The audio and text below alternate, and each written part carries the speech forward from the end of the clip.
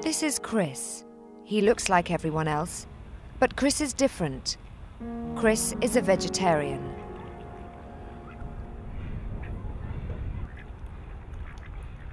Chris has chosen not to eat meat.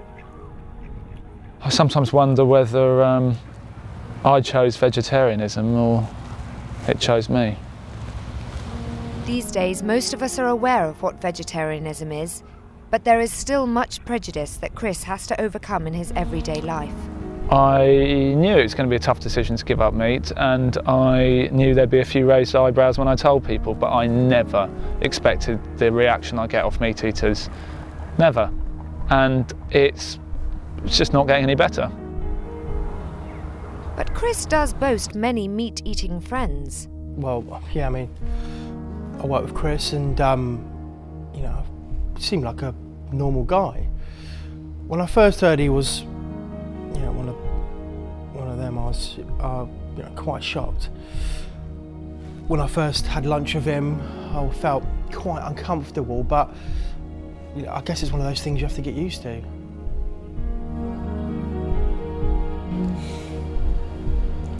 Well, to be honest, you just try and forget about it. Try and treat him like one of the lads.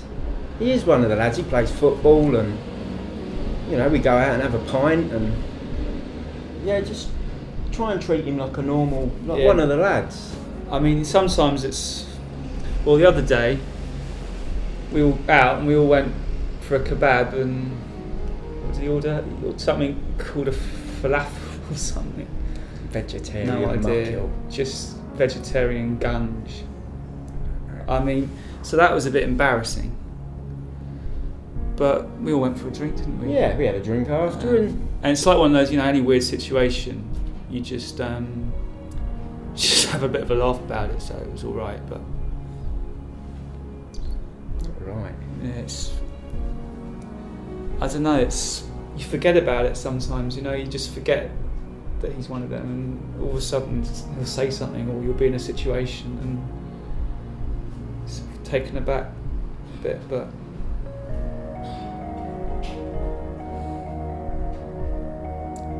Let me get to the bottom of this. Can you tell me why Chris wasn't invited to the work summer barbecue? Yeah, there's only so many things you can do with corn on the cob. Chris has to face prejudice every day of his life. Today, Chris is going on a business lunch. For all normal people, this would be a pleasurable experience. But for Chris, it fills him with dread. Chris is trying to secure some sponsorship money, and these people are hard-nosed ad executives. Chris meets them at the pub. I would like, please, the pea and asparagus risotto, please. Because I'm a vegetarian. If you're on a diet, must be right limited. I'll have my usual chicken and chips. Funny thing is, you actually look quite healthy. Don't you feel weak? Yeah, why are you vegetarian? Chris is a vegetarian for ethical reasons, but from experience, he knows if he admits this, it will open a can of worms and he might lose the business. Just never really liked the taste. Good man, good man. Have a drink with a whoopsie.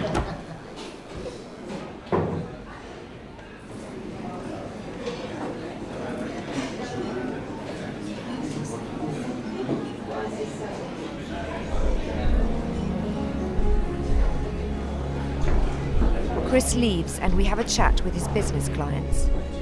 I feel personally I've come for lunch and I've had his vegetarianism just rammed down my throat. Obviously we felt a bit uncomfortable, but I mean he seemed like an alright bloke. I'm a bit concerned about doing business with someone like that.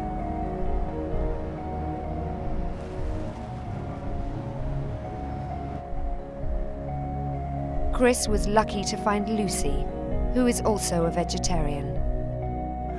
I was just really lucky. I'd always avoided food, but then one day I just came out with it, and to my astonishment, she told me she was born the same way as me. I was worried that he'd used non-vegetarian stock in the risotto, but when he showed me it was animal product free, I realised that he was the one. It can be a bit problematic. We don't get invited out to people's houses for dinner parties and stuff, but on the plus side, at least I know he won't run off with one of those meat-eating slags. Chris carries on his life and has to overcome prejudices. If you would like help or information, you can contact us on www.weirdovegetarians.com. Original content every day. Channelbee. Join us.